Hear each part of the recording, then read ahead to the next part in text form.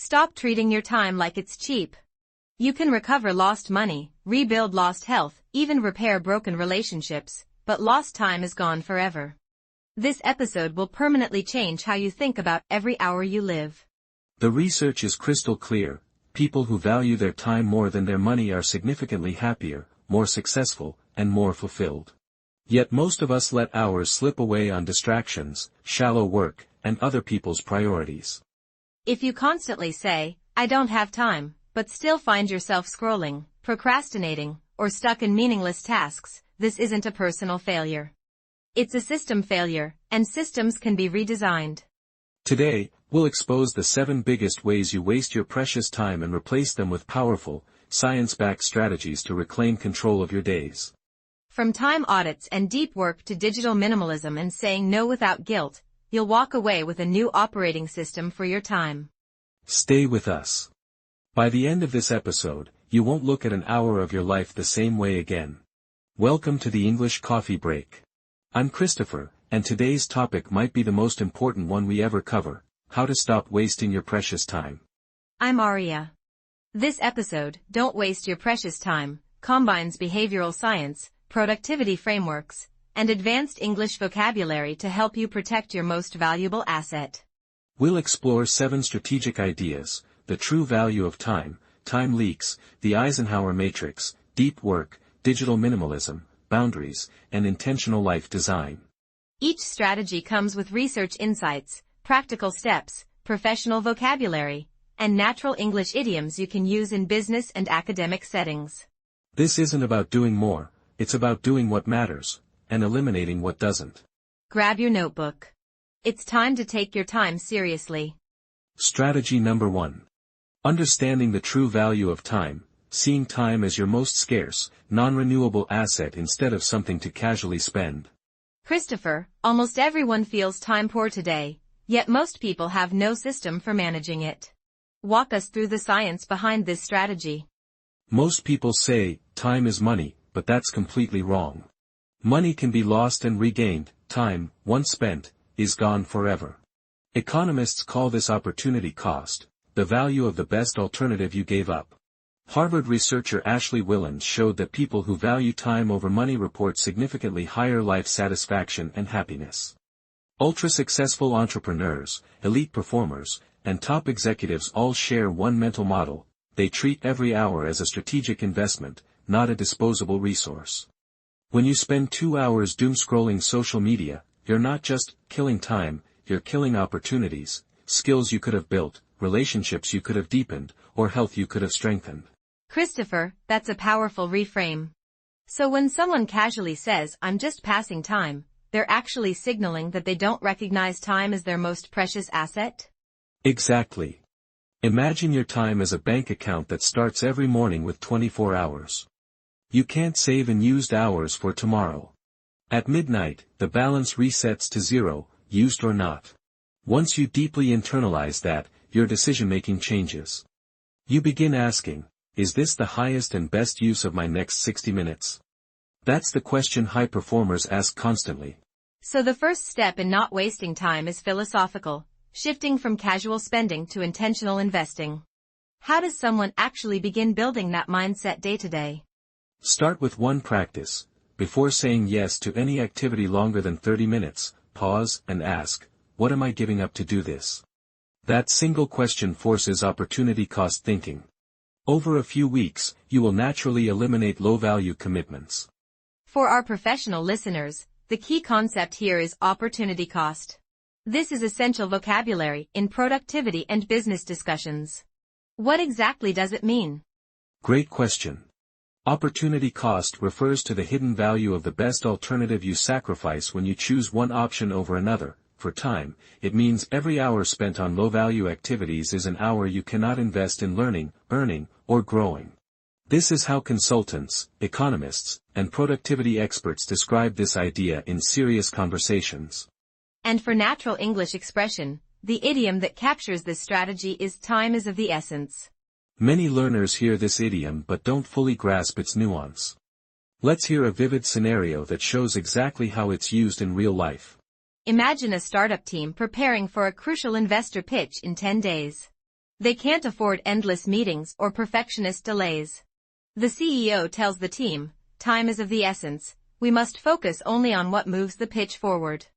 This expression emphasizes that every hour matters and delays can be extremely costly. That example makes the idiom crystal clear.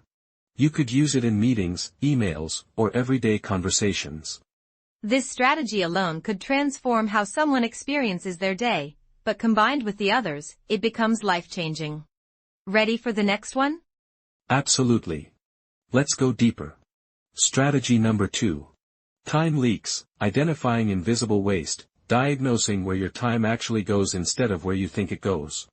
Christopher, almost everyone feels time poor today, yet most people have no system for managing it. Walk us through the science behind this strategy. When people say, "I don't have time," what they often mean is, "I don't know where my time is going." Behavioral research shows that humans are terrible at estimating time usage, often off by 50% or more. The real enemy isn't just obvious distractions, it's hidden time leaks, microchecking your phone, random YouTube spirals, unplanned conversations, and context switching. Studies from UC Irvine found that after an interruption, it takes an average of 23 minutes to regain full focus. So that quick notification check isn't 10 seconds, it's a 23-minute productivity penalty. That's shocking, because people think it's just one notification, but they don't see the hidden recovery time. Exactly. And here's the key insight: you cannot optimize what you do not measure. Until you run a brutally honest time audit, you are operating on illusion, not data. So how does someone run a meaningful time audit without making it complicated or overwhelming? For 7 days, track your time in 30-minute blocks. Write down what you actually did, not what you plan to do. At the end of the week, categorize each block: high value, neutral, or waste. The visual shock of seeing 5 to 6 hours daily of low-value time becomes the motivation to change. For our professional listeners, the key concept here is time audit. This is essential vocabulary in productivity and business discussions. What exactly does it mean? Great question. Time audit refers to a structured, time-blocked record of how you actually spend each hour over a set period, usually a week, used to reveal hidden patterns of time waste and opportunities for optimization. This is how consultants, economists, and productivity experts describe this idea in serious conversations. And for natural English expression, the idiom that captures this strategy is slip through your fingers. Many learners hear this idiom but don't fully grasp its nuance. Let's hear a vivid scenario that shows exactly how it's used in real life. Think about a Sunday when you plan to study, exercise, and clean your room. Instead, you woke up late, scrolled social media, watched random videos, and suddenly it's 9 p.m. You feel the entire day slip through your fingers, the time is gone, and you can't get it back. That example makes the idiom crystal clear. You could use it in meetings, emails, or everyday conversations. This strategy alone could transform how someone experiences their day, but combined with the others, it becomes life-changing. Ready for the next one? Absolutely. Let's go deeper. Strategy number 3. The Eisenhower Matrix for Ruthless Prioritization, separating what is urgent from what is truly important so you stop wasting time on noise. Christopher, almost everyone feels time poor today, yet most people have no system for managing it. Walk us through the science behind this strategy. Dwight Eisenhower, former U.S. President and 5-star general, famously said, "What is important is seldom urgent, and what is urgent is seldom important." His insight evolved into the Eisenhower Matrix, a 2x2 framework: urgent versus not urgent, important versus not important. Most people live in quadrant 3, urgent but not important, answering every message, reacting to every ping, attending unnecessary meetings. Meanwhile, quadrant 2, important but not urgent, holds the real drivers of your future: learning, planning, deep work, relationship building, health. Time wasted isn't always entertainment, often it's reactive busyness that feels productive but isn't. So people can feel exhausted at the end of the day yet still have made no real progress, because they've lived in the wrong quadrant all day? Precisely. Busyness and productivity are not the same thing. Without a prioritization framework, your time will be hijacked by other people's urgencies. How can someone practically use the Eisenhower Matrix each day without turning it into another time-consuming task? Each morning, list your tasks and assign them to quadrants. Do Quadrant 2 tasks first, important but not urgent. Schedule Quadrant 1 tasks, urgent and important. Delegate or batch Quadrant 3 tasks, and ruthlessly delete Quadrant 4 activities, not urgent, not important. That's where time truly gets wasted. For our professional listeners, the key concept here is Eisenhower Matrix. This is essential vocabulary in productivity and business discussions. What exactly does it mean? Great question. Eisenhower Matrix refers to a prioritization tool dividing tasks into 4 categories based on urgency and importance, used to ensure time is invested in high-impact activities instead of reactive busyness. This is how consultants, economists, and productivity experts describe this idea in serious conversations. And for natural English expression, the idiom that captures this strategy is put first things first. Many learners hear this idiom but don't fully grasp its nuance. Let's hear a vivid scenario that shows exactly how it's used in real life. You have an exam in 2 weeks, but your group chat is blowing up with memes and gossip. Your friend reminds you to put first things first, close the chat, open your notes, and focus on the exam that actually shapes your future. That example makes the idiom crystal clear. You could use it in meetings, emails, or everyday conversations. This strategy alone could transform how someone experiences their day, but combined with the others, it becomes life-changing. Ready for the next one? Absolutely. Let's go deeper. Strategy number 4. Deep work versus shallow work, protecting focused blocks of time for high-impact tasks instead of scattering attention. Christopher, almost everyone feels time poor today, yet most people have no system for managing it. Walk us through the science behind this strategy.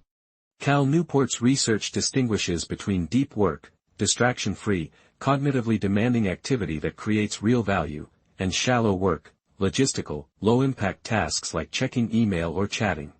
Modern workers spend the majority of their day in shallow work, constantly context-switching. This fragmentation destroys the ability to do high-quality thinking. If you waste your best mental hours on shallow tasks, you are donating your most powerful resource to trivial things.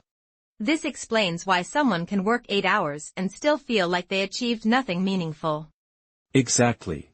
Without intentional deep work blocks, your day dissolves into reactive fragments. Deep work is where careers are built, skills are forged, and breakthroughs happen. So what does a realistic deep work routine look like for a student or professional who feels constantly busy? Start with just one 60 to 90-minute deep work block per day. No phone, no notifications, no multitasking. Choose a single high-impact task: studying, coding, writing, problem-solving. Do it at your peak energy time, morning for most people. Protect that block like an important meeting. Over time, increase to 2 blocks. Those hours will produce 80% of your real progress. For our professional listeners, the key concept here is deep work. This is essential vocabulary in productivity and business discussions. What exactly does it mean?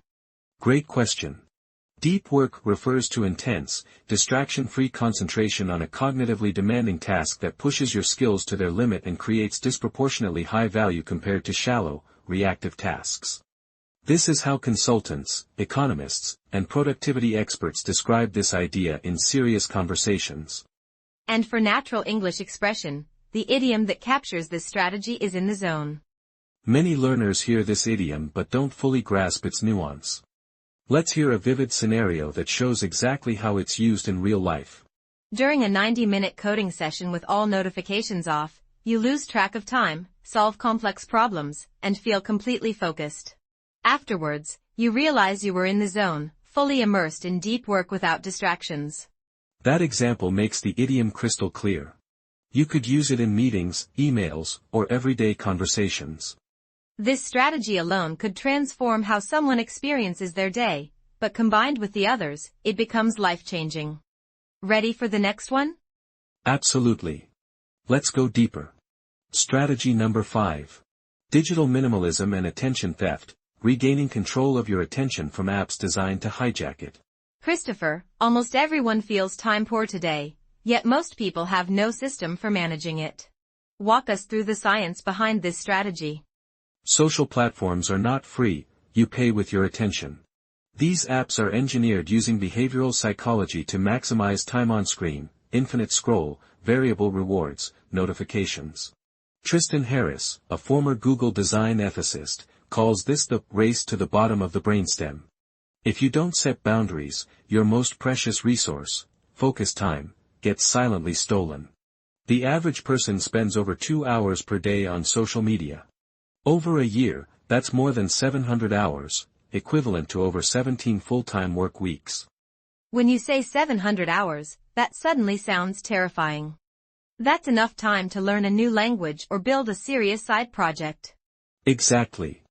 Those hours are not just entertainment, they're the building blocks of your future, redirected into someone else's profit model. How can someone reduce digital time wasting without completely disconnecting from modern life? 3 practical moves. 1. Remove social apps from your home screen or phone entirely, use only the web versions.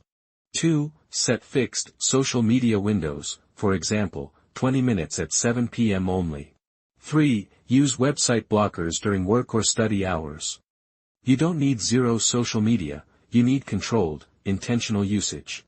For our professional listeners, the key concept here is digital minimalism. This is essential vocabulary in productivity and business discussions. What exactly does it mean? Great question.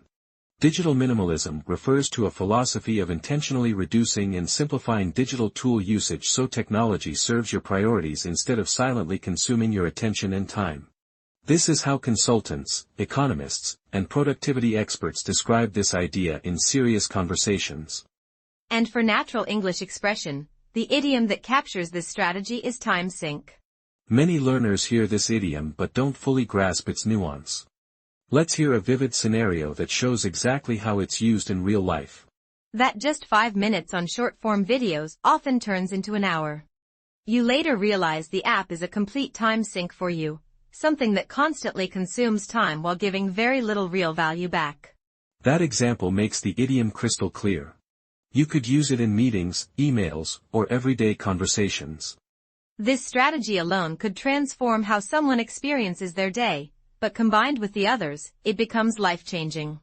Ready for the next one? Absolutely. Let's go deeper. Strategy number 6. Saying no without guilt, protecting your calendar from low-value commitments that steal your future. Christopher, almost everyone feels time poor today, yet most people have no system for managing it. Walk us through the science behind this strategy. One of the most powerful time protection skills is the ability to say no clearly and respectfully. Psychologist Susan Newman's research on people-pleasing shows that chronic yes-sayers experience higher stress, lower productivity, and more burnout. Every unnecessary yes to someone else is an invisible no to your own priorities.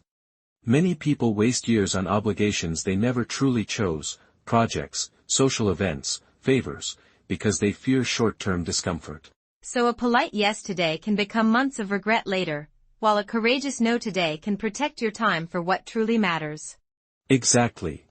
Learning to say no is not selfish, it's strategic. It allows you to say a deeper yes to the few things that genuinely matter. People struggle with this practically. What are some respectful ways to say no without damaging relationships? Use simple, direct scripts. I appreciate the invitation, but I can't commit to that right now. This is not something I can take on and still honor my current priorities.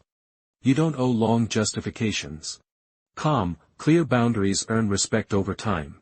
For our professional listeners, the key concept here is boundary. This is essential vocabulary in productivity and business discussions. What exactly does it mean? Great question. Boundary refers to a clear limit you set on how you allow others, and yourself, to use your time and energy, protecting your highest priorities from constant external demands. This is how consultants, economists, and productivity experts describe this idea in serious conversations. And for natural English expression, the idiom that captures this strategy is spread yourself too thin. Many learners hear this idiom but don't fully grasp its nuance. Let's hear a vivid scenario that shows exactly how it's used in real life. You agree to join 3 clubs, help 5 friends with their projects, and take on extra shifts at work. Soon you're exhausted and underperforming everywhere. You've spread yourself too thin, trying to do too many things at once and doing none of them well. That example makes the idiom crystal clear. You could use it in meetings, emails, or everyday conversations. This strategy alone could transform how someone experiences their day, but combined with the others, it becomes life-changing. Ready for the next one? Absolutely. Let's go deeper. Strategy number 7. Designing a time-respecting life, building daily and weekly rhythms that reflect how precious your time truly is. Christopher, almost everyone feels time poor today, yet most people have no system for managing it. Walk us through the science behind this strategy. Once you understand that time is your most precious asset, the final step is life design. Not random days, but intentional rhythms, mornings for creation, afternoons for collaboration, evenings for recovery. High performers build default schedules, fixed times for learning, work, relationships, health, and rest. This reduces decision fatigue and ensures that your calendar matches your values. Without design, your time will be shaped by other people's priorities, algorithms, and emergencies. So instead of asking, "What do I feel like doing today?" you ask, "What does my designed rhythm tell me to do now?" And simply follow the script. Exactly. Freedom doesn't come from having zero structure, it comes from having the right structure that protects what matters most. What would a simple, time-respecting daily routine look like for someone who wants to stop wasting time starting this week? Here is a basic template. Morning, 60 to 90 minutes of deep work or study before checking messages. Midday, focused execution on key tasks. Afternoon, meetings, communication, shallow work. Evening, movement, relationships, reflection, and reading, devices limited. Night, consistent sleep schedule. Repeat this rhythm 5 days a week, and your wasted time will shrink dramatically. For our professional listeners, the key concept here is life design. This is essential vocabulary in productivity and business discussions. What exactly does it mean? Great question. Life design refers to the intentional structuring of your days, weeks, and environment so that your default schedule automatically reflects your deepest priorities instead of leaving time use to chance. This is how consultants, economists, and productivity experts describe this idea in serious conversations. And for natural English expression, the idiom that captures this strategy is "make every minute count." Many learners hear this idiom but don't fully grasp its nuance. Let's hear a vivid scenario that shows exactly how it's used in real life. A medical student with limited hours before exams creates a strict study plan, keeps the phone in another room, and uses timers for focus sessions. They are determined to make every minute count because they know how much is at stake. That example makes the idiom crystal clear. You could use it in meetings, emails, or everyday conversations. This strategy alone could transform how someone experiences their day, but combined with the others, it becomes life-changing. Ready for the next one? Absolutely. Let's go deeper. Christopher, we've unpacked 7 powerful strategies to stop wasting time and start honoring it. From understanding the true value of time to designing an intentional weekly rhythm, these ideas aren't theoretical. They're meant to be implemented. If you try to change everything at once, you'll likely change nothing. Choose one strategy to apply this week, maybe a time audit, a daily deep work block, or removing one major time sink from your phone. Then, next week, stack a second strategy on top. Within 60 to 90 days, your relationship with time will feel completely different. You'll not only speak more advanced English, you'll live a more advanced life. Challenge. Today, write down one major way you currently waste time and one concrete step you'll take to reduce it this week. Share it in the comments. We read every one. Remember, your time is your life in small pieces. When you respect your time, you respect your life. I'm Christopher. Don't let your hours drift away unexamined. I'm Aria. Make every minute count. See you next coffee break.